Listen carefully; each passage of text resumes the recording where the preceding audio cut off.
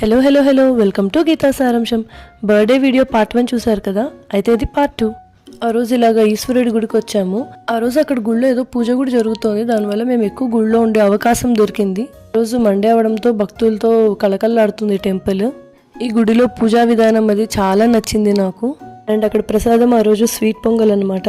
గుళ్ళో ప్రసాదాలు మాత్రం ఏంటో, ఆ పవర్ ఏంటో కానీ చాలా టేస్టీగా ఉంటాయి. ఇక్కడ నందీశ్వరుడి చెవిలో పర్సనల్గా మాట్లాడుకుంటున్నాను, ఏం లేదండి, మనసులో ఉన్నవి చెప్పుకున్నాను.